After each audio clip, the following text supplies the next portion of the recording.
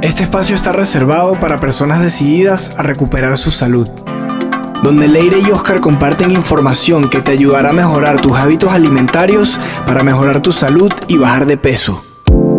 Bienvenidos al podcast Una vida sin pastillas.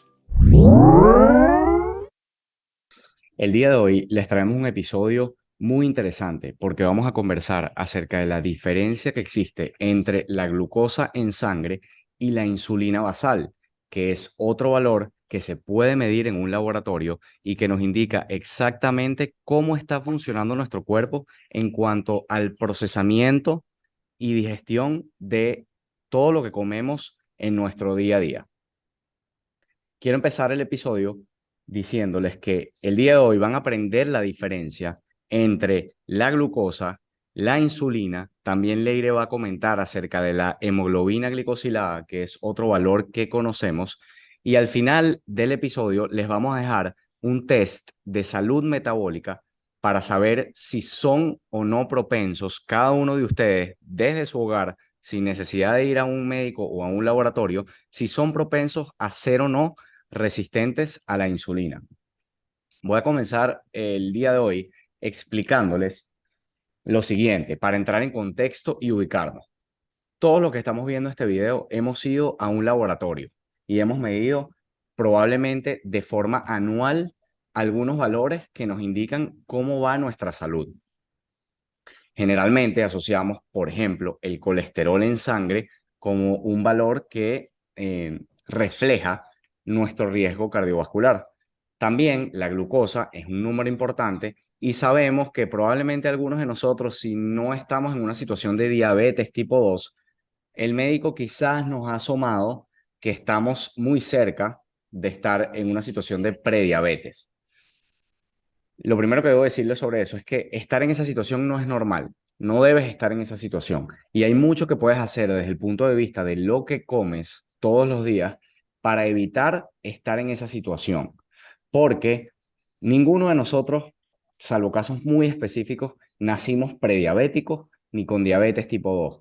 Es algo que vamos construyendo con lo que hacemos todos los días a lo largo de nuestra vida. Y en el episodio de hoy les vamos a explicar qué relación tienen los valores más importantes que podemos medir, que les estoy diciendo igual que al principio, que son la glucosa, que por supuesto refleja el azúcar que hay en nuestra sangre. Está la insulina, que está haciendo el trabajo, como Leire nos va a explicar muy didácticamente, está haciendo el trabajo para insertar esa glucosa que está en la sangre dentro de las células para que se pueda utilizar como energía. Y la verdad es que si medimos uno de esos dos valores solos, no vamos a tener el dibujo completo de lo que está sucediendo con nuestra salud metabólica.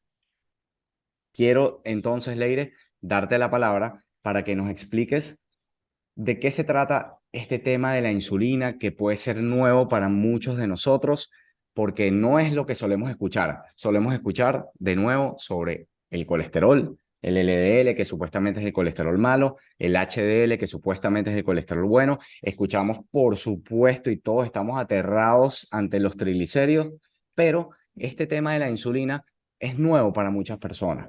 Me gustaría entonces, Leire, que nos des la explicación sobre, como médica que eres, especialista en trastornos de la conducta alimentaria y obesidad. Me gustaría que nos des una explicación didáctica a todos los que estamos escuchando el episodio de hoy sobre por qué nos interesan todos estos valores juntos y no separados, como muchas veces lo solemos ver. Hola Oscar y hola a todos los que nos están escuchando. Es muy interesante hablar de este tema porque, como bien dice, son valores diferentes y vamos a tocar la hemoglobina glicosilada, la insulina y la glucosa como tres valores totalmente diferentes, porque cuando pensamos en glucosa, muchas personas lo confunden con la insulina y no, son valores diferentes, como voy a explicar ahora. Y por otro lado tenemos la hemoglobina glicosilada. Entonces, creo que va a ser interesante empezar con la insulina. ¿Por qué? Porque es la verdadera causa de lo que está pasando con la glucosa. Es esa fuerza que es de alguna manera opuesta y es lo que antecede esos valores de glucosa que pueden estar bien o no tan bien, situaciones de prediabetes o cuando ya diagnostican la diabetes tipo 2. La insulina, como la conocemos en el contexto como la conocemos en el contexto de los diabéticos que se inyectan insulina, realmente la insulina es una hormona y todas la producimos las personas que no tienen algún problema, por ejemplo, diabetes tipo 1. Entonces, es una hormona que produce nuestro páncreas. Las células beta de tu páncreas producen la insulina y es una hormona. Esta es una hormona que tiene como función abrirle la puerta a cada célula de tu cuerpo, entre otras funciones, pero nos vamos a enfocar hoy en el metabolismo de la insulina y de la glucosa. Le abre la puerta a cada célula para que esa glucosa, para que ese azúcar, esa energía que al final es energía para nuestro cuerpo, para que esa glucosa pueda ingresar a cada célula. Eso es lo que es la insulina. A mí siempre me gusta explicarlo como si la insulina fuese la llave. Entonces tenemos la célula que tiene su cerradura y el azúcar está transitando por nuestro torrente sanguíneo, por nuestras arterias, por nuestras venas. Ahí va el azúcar, la glucosa en sangre, que es nuestra energía.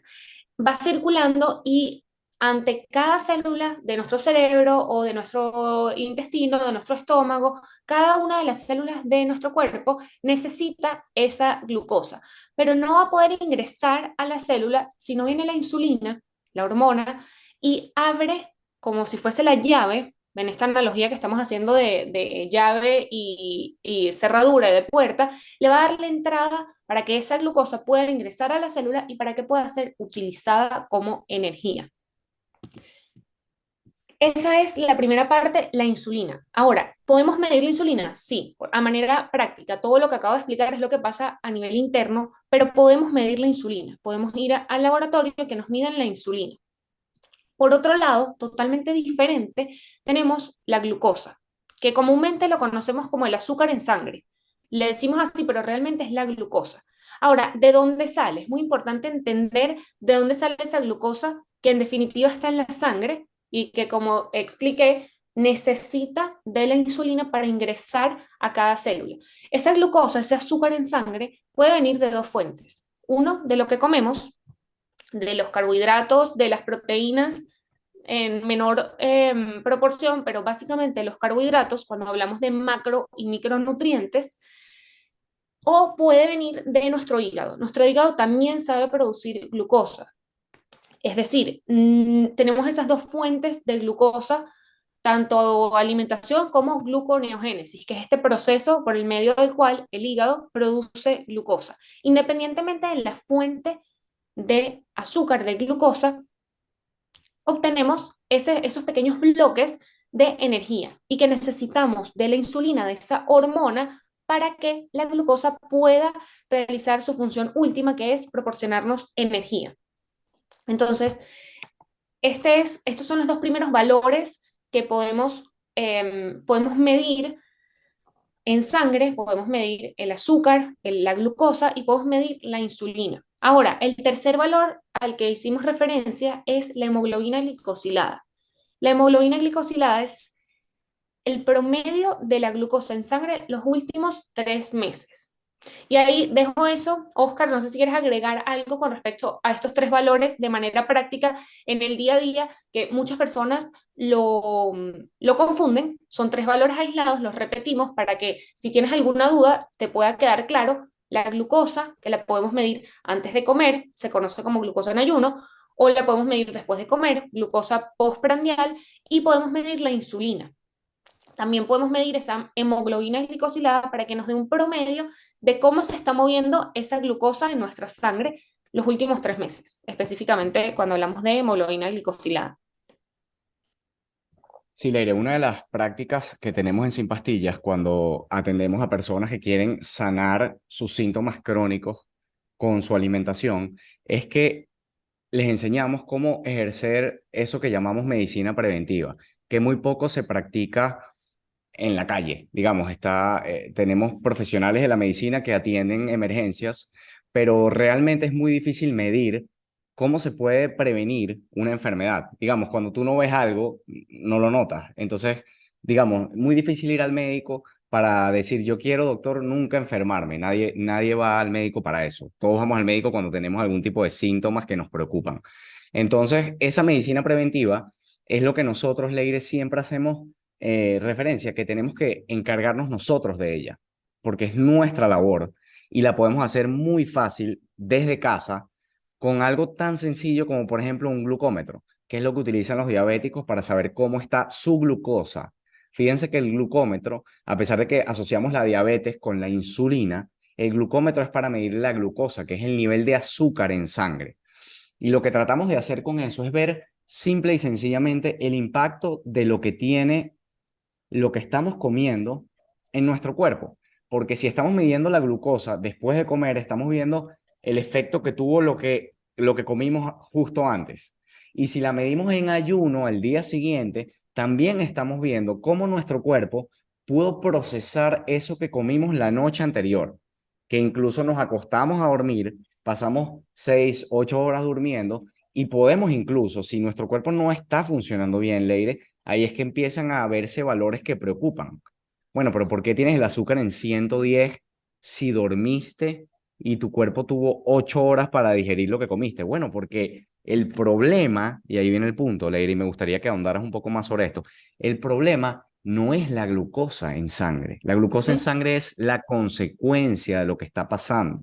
Es el resultado de que nuestro cuerpo, a través de la insulina, que es lo que tú estás mencionando y explicando, no puede hacer su trabajo. Fíjense que la diabetes tipo 2 empieza a surgir a cierta edad, o sea, prevalece más a cierta edad que a otra. Por ejemplo, un niño resulta muy difícil diagnosticar una diabetes tipo 2 en un niño porque no se ha, no ha sucedido suficiente en su vida para que ya la insulina, esa insulina de la que tú hablas, Leire, no pueda hacer su trabajo. Entonces, llega un punto, como siempre nos gusta decir, usamos esa analogía, donde la liga se rompe. Y la liga es la relación entre insulina y glucosa. Entonces, la insulina es el obrero, es el que está trabajando todo el día para ver qué hacer con esa glucosa. Y la glucosa es el resultado de lo que estamos haciendo todos los días. Correcto, Eh, correcto. Leire, Y dime. no, no, dime tú. Creo que ya atajaste la No, idea, así que continúa. que quería eso enlazarlo con lo siguiente, rescatando lo que expliqué de, bueno, cada vez que circula glucosa, azúcar, lo repito así porque muchas personas ven un poco distantes la palabra glucosa, no es más que el azúcar en sangre, pero vamos a intentar usar siempre la palabra glucosa porque es la correcta. Cada vez que en tu cuerpo circula glucosa, ya sea, como lo mencioné antes, ya sea porque me comí algo que se va a descomponer en pequeños bloques llamados glucosa o porque mi hígado bajo alguna circunstancia está produciendo glucosa, el hecho es que tenemos glucosa circulando en la sangre y el cuerpo, tu cuerpo, mi cuerpo, todos necesitamos utilizar eso como energía, ¿no? Y ahí es donde entra en juego la insulina. La insulina cuando funciona adecuadamente, le va a dar la orden a cada célula de que abra cada célula y le dice, célula, aquí tienes glucosa, puedes utilizarlo para energía, para realizar todos los mecanismos, todos los procesos que necesites realizar. Pero ¿qué ocurre cuando eso no funciona? Cuando la insulina deja de tener el resultado que necesitamos. Bueno, empieza un proceso del que nos van a escuchar hablar muchísimo en este podcast, que se llama resistencia a la insulina. Y es sencillo. Y como su nombre lo indica, las células, cada célula de tu cuerpo empiezan a resistirse, resistencia a la insulina, se resisten a la acción de la insulina. ¿Y qué pasa en el cuerpo? Bueno, que el páncreas, que recuerden que es el órgano que produce esta hormona, que es la insulina, produce aún más insulina, porque ante las células resistirse, esto le indica al páncreas, bueno, vamos a producir aún más insulina para sobreponernos a esa resistencia. Y ahí es donde empiezan los problemas, porque nuestro cuerpo empieza a estar en un estado de hiperinsulinemia. Entonces, el estado de hiperinsulinemia mantenido en el tiempo es lo que nos va a predisponer a presentar otros síntomas, síntomas que no se van a ver de un día para otro. Ese es el problema. Y por eso Oscar estaba haciendo tanto énfasis en que nosotros tenemos un abordaje preventivo porque no esperamos a que esa insulina deje de trabajar. Estamos diagnosticando ese estado de hiperinsulinemia antes de que tenga consecuencias visibles en tu salud. Ahora, una de las preguntas que se estarán haciendo, ¿por qué ocurre esto? ¿Por qué nos volvemos resistentes a la insulina?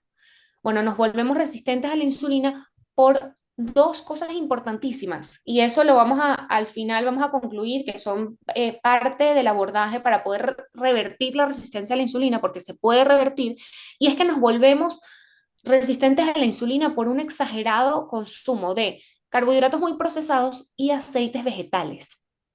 Creo que, Oscar, creo que esto es uno de los temas que más hablamos, aceites vegetales y carbohidratos refinados, porque son la base de muchísimas enfermedades, ¿no? Y los aceites vegetales que a veces no los enlazamos o no entendemos el efecto que pueda tener en nuestra glucosa, porque lo vemos como algo lejano por ser una grasa, por no ser un carbohidrato. Pero poco a poco tenemos que entender lo vinculado y lo ligado que está el uso, el consumo de aceites vegetales con la resistencia a la insulina y la disfunción del metabolismo. Básicamente tu metabolismo empieza a deja de funcionar poco a poco, funciona peor, lento, entre comillas. Esto es lo que le conocemos como metabolismo lento. Bueno, no, tu metabolismo no está lento, tu metabolismo no está funcionando adecuadamente porque eres resistente a la insulina y porque tu cuerpo no puede utilizar la energía de manera adecuada. Tal cual, Leire. Mira, cada vez lo explicas mejor, te felicito. Me encanta que podamos abordar este tema desde el punto de vista de que no tienes que ir al médico para hacerte cargo de tu salud. El médico está ahí para salvar tu vida en caso de una emergencia, en caso de que tengas un síntoma crítico y requieras de una intervención médica. Pero realmente esto de lo que te estamos hablando en este momento depende 100% de ti. Ningún médico, y por eso no podemos echarle la culpa a los médicos. Y Leire es una de ellas y por eso los respeto muchísimo. Los médicos no son responsables de lo que estás comiendo. El médico te ayuda cuando ya no hay nada que hacer o cuando ya te dice, mira, si no te tomas esto, tu presión arterial va a explotar y te va a dar un ACV. Si no te tomas esto, vas a tener una crisis con el azúcar y te pueden pasar cosas graves. Pero lo que haces en tu casa todos los días es lo que te lleva a una situación como esta. Porque déjenme explicarles algo. La insulina y la glucosa están hechas para funcionar. Funcionan, son parte de un organismo perfecto que es el cuerpo humano, creado por la naturaleza para funcionar. Y son apenas dos cosas de los millones de cosas que funcionan en nuestro cuerpo. Y lamentablemente, tristemente, quienes estropeamos ese sistema somos nosotros, que estamos permitiendo alejarnos de los alimentos que protegen ese funcionamiento adecuado de nuestro cuerpo y nos hemos acercado a cosas que no deberíamos tocar porque no son comida para seres humanos. Así de sencillo. Y nos van a escuchar diciendo esto muchísimas veces en este podcast. Leire, me gustaría que aclararas porque recientemente sacamos un material sobre este tema, hablando de la insulina, y hay muchas personas que confunden, y con toda la razón del mundo, porque es confuso realmente, confunden la insulina con la hemoglobina glicosilada. Y me gustaría que expliques rápidamente, que tú lo explicas de forma brillante, por qué la hemoglobina glicosilada no es suficiente, así como por qué la glucosa no es suficiente y tenemos que verla en equipo, tenemos que ver esos valores en equipo con la insulina. O déjame hacerte la pregunta una vez para ser más concreto. Imagínate, Leire, que yo un día me hago un perfil sanguíneo y me mido mi glucosa, mi colesterol y mis triglicéridos. Y resulta que tengo la glucosa en 90. Y digo, no, yo estoy perfecto. Mira, mi glucosa está baja, no tengo ningún problema. Me gustaría que, como médica que te dedicas a la parte preventiva y a lo que podemos hacer desde nuestra casa para cuidar nuestra salud, me gustaría que me digas por qué no es suficiente tener la glucosa controlada dentro de esos rangos que conocemos como normales. Y si quieres, después de que aclares esto, Leire, puedes pasar directo al test para que nos digas cómo podemos saber si sufrimos de esto llamado resistencia a la insulina. Entonces, me medí mi sangre, vi mi colesterol, vi mis triglicéridos, vi mi glucosa y dije, tengo la glucosa en 90, no tengo ningún problema, puedo continuar con mi vida. ¿Qué está pasando ahí, Leire? Sí, de hecho es uno de los casos más comunes de las personas con las que trabajamos que vienen en primer lugar sin una insulina. Entonces, vamos a poner el ejemplo, este mismo que estás usando. Persona que se hace su examen de sangre, tiene una glucosa en ayuno entre 80, entre 90, vamos a ponerle un 85, tiene una hemoglobina glicosilada buena, 5.6, nada de qué preocuparse, tiene triglicéridos dentro del rango, entre comillas, dentro del rango de laboratorios y tiene triglicéridos en 120, pero como el laboratorio te dice que hasta 150 está bien, no te preocupa, sino que más bien te preocupa que el colesterol está en 210. Entonces, bajo este ejemplo, ¿qué está pasando? Que tenemos que medir la insulina. ¿Por qué? Porque muy probablemente al ver los triglicéridos altos, eso ya es una consecuencia, o no una consecuencia, es lo mismo que la resistencia a la insulina, es resistencia a la insulina. Cuando los triglicéridos están aumentados, quiere decir que tu hígado está sobresaturado de glucosa, está sobresaturado de azúcar y empieza a producir triglicéridos, y es lo que se le conoce como el hígado graso. Pero retomando el ejemplo, esto nos alerta de que hay un proceso de resistencia a la insulina. Y muchos se estarán preguntando, bueno, pero si tengo mi glucosa bien y si tengo mi glicosilada bien, es decir, en mis últimos 3 meses mis glucosas han estado en rangos normales, ¿qué está pasando? Bueno, que no estamos midiendo la insulina. La insulina, al medirla, va a estar alta, con total seguridad, o en un 99% segura, va a estar alta.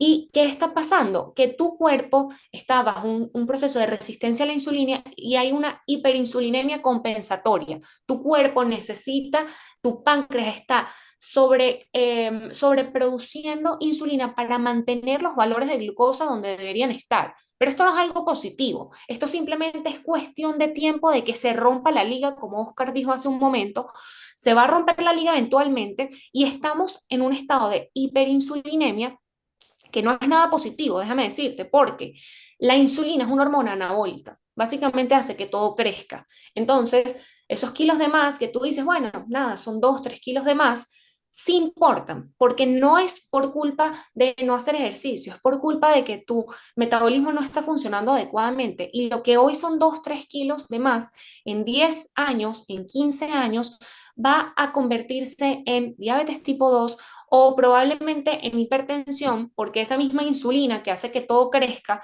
también hace que poco a poco tus arterias por dentro vayan creciendo. Esa capita que se llama endotelio, que recubre por dentro las arterias, responden a la insulina, como todas las células en el cuerpo, responden a la insulina y como les dije, es una hormona anabólica, hace que crezca, va quitándole volumen, va quitándole espacio por donde la sangre puede fluir por las arterias y eso va a hacer que seas hipertenso.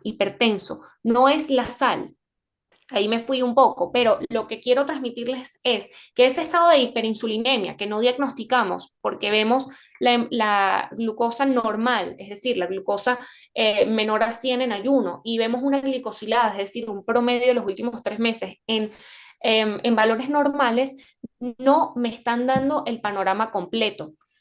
Entonces, ¿qué quiero transmitirles? ¿Qué queremos transmitirles? Número uno, que se midan los 3 valores, además del panel de lípidos, de todo lo que les manden a medir, pero no dejen de medirse hemoglobina glicosilada, glucosa en ayuno, insulina basal o en ayuno. Eso a nivel de exámenes, pero una forma más fácil y que todos los que nos están escuchando, que nos están sintonizando, cómo pueden acercarse a saber si son resistentes o no a la insulina sin tener que ir a medirse la insulina, que es la recomendación, pero muchas veces no se puede hacer tan rápido. Les voy a hacer una lista de 8 situaciones y si tú presentas una o si tú presentas dos de las siguientes 8 situaciones, muy probablemente seas resistente a la insulina. Tengas que analizar qué está pasando. Número uno, si tienes más grasa de la que te gustaría tener en el abdomen. Número 2, si retienes líquido fácilmente, si se te hinchan los pies, si se te hinchan las piernas con facilidad. Número 3, si tienes los triglicéridos más de 100. Recuerden, a pesar de que el laboratorio les ponga como límite 150, si los tienes más de 100, levanta una alarma. Número 4, si tienes la tensión alta o un poquito alta, te dijeron, bueno, tienes que estar pendiente, pero todavía no te vamos a medicar. Alerta. 5, si tienes historia de enfermedad cardíaca. 6, si tienes síndrome de ovario poliquístico en caso de que seas mujer o en caso de que seas hombre, disfunción eréctil. Número 7, si tienes manchas oscuras alrededor de las axilas, del cuello, o si tienes verrugas. Y número 8, si algún familiar tiene resistencia a la insulina. Si dijiste que sí a alguno de los anteriores, muy probablemente seas resistente a la insulina y deberías hacerte todos tus exámenes y ver qué está pasando. Ese es el mensaje a nivel de, bueno, de diagnosticar, de entender cuál es el problema y de entender que no solamente tener una glucosa normal y una hemoglobina glicosilada normal significa que tu metabolismo funciona adecuadamente. Y lo mejor de todo esto es que nosotros no estamos mandando a hacer un panel de intolerancias que cuesta, no sé, $300 en un laboratorio. Ni estamos mandando a hacer un test especial de hormonas o de la bacteria intestinal, de la microbiota. Estamos mandando a hacer un examen que cuesta lo mismo que medir la glucosa en un laboratorio. La insulina es algo súper accesible para cualquier persona y es el valor más revelador de lo que está sucediendo realmente con tu metabolismo. Leire, me gustaría para cerrar comentar el caso de Luis, que nos llegó hace poco su testimonio y estamos súper contentos por él, porque fíjense esto, fíjense esta información. El 30 de noviembre de 2022, Luis tenía unos triglicéridos en 548 y una glucosa en 118. Él participó en el reto sin pastillas a final de diciembre, se volvió a medir y estaba en 495 los triglicéridos y en 97 la glucosa. O sea, los triglicéridos bajaron de 548 a 495 y luego, y la glucosa de 118 a 97. Pero, fíjate ahora esto, un mes después, Luis continuó con los hábitos alimentarios adecuados y pasó de 495 los triglicéridos a 270 y de 97 a 93 su glucosa. Luis, en cuestión de 2 meses, dejó de ser una persona prediabética porque tomó la decisión y lo hizo con lo que hace todos los días desde su casa. Y ese es, Leire, ya te doy la palabra para cerrar, pero ese es nuestro mensaje. Hay muchísimo que puedes hacer por tu salud sin importar el síntoma crónico del que padezcas. E incluso si no padeces de un síntoma crónico todavía, pero escuchaste la lista que leyó Leire y te sentiste identificada con alguno de esos síntomas, hay mucho que puedes hacer por tu salud desde tu casa cuando vas al supermercado a comprar la comida y cuando regresas a tu casa a la cocina. Me gustaría, Leire, que ya para cerrar, no sé, deja algún mensaje breve sobre este Sí, tema y sí. no sé, que de repente deja algún último, como, no sé si tienes algún secreto por allí que nos puedas compartir, alguna recomendación. Mira, a mí me gusta cuando mencionas el tema de los triglicéridos y el HDL, que también pudiera ser algo que dé una especie de indicio ahí. No sé si quisieras comentar esa parte, que también todo el mundo lo puede tener en su último examen de laboratorio. Y si tienes algún Sí, sí. otro tip que quieras compartir. Creo que en cuestión de diagnóstico, de entender el problema, repetir que es importante medirse la hemoglobina glicosilada, la glucosa y la insulina basal, insulina en ayunos, un examen de sangre y entendiendo el panel de lípidos que probablemente te hiciste este año o el año pasado, puedes revisar en cuánto tienes los triglicéridos y el HDL y si divides los triglicéridos entre el HDL, lo que buscamos es que estén 1 a 1 o menor, máximo que esa división te dé 1. Eso nos da una idea de cómo tu metabolismo está funcionando. Y por otro lado, hacer referencia a que los laboratorios ponen un rango grandísimo de insulina, es decir, ponen como normal que la insulina esté hasta 20, 25, he visto en algunos laboratorios, incluso 30, y realmente el valor que buscamos para que una persona sea sensible a la insulina es entre 3 y 5. Y por último, lo que les quiero dejar son dos consejos bastante prácticos, porque si ya identificaste, si en este capítulo tú lo escuchaste y te sentiste identificado y estás seguro o casi seguro que eres resistente a la insulina, ¿qué puedes empezar a hacer? Y esa es parte de nuestro mensaje. Yo les voy a dejar dos cosas muy prácticas, sencillas, que puedes empezar a hacer hoy mismo para iniciar esa reversión de la resistencia a la insulina. Número uno, alejarte de los ultraprocesados. Nada que esté procesado y incluso peor, los ultraprocesados con añadidos químicos tóxicos. No los necesitas, son altísimos en carbohidratos, tienen aceites vegetales y no te aportan nada en nutrición o muy poco. Número uno, eliminar esos ultraprocesados. Y número dos, eliminar los aceites vegetales. Yo creo que eso es un excelente inicio para revertir la resistencia a la insulina. Y bueno, por mi lado, creo que ese sería el... No sé, Oscar, si quieres complementar con algo para cerrar. Listo, Leire. Yo súper agradecido como siempre con tus explicaciones médicas para mortales como yo, que no soy médico y que entiendo estos temas gracias a las explicaciones que nos das. Así que te agradezco nuevamente por el tiempo dedicado a esto y eh, gracias. Nos vemos en un próximo episodio. Gracias a ti y a todos por escucharnos. No olvides dejar una reseña a este podcast en la plataforma que hayas decidido escucharlo. También estamos a tus servicios en nuestras redes sociales, principalmente en Instagram a través de @vivesinpastillas. Recuerda, estamos comprometidos con tu salud.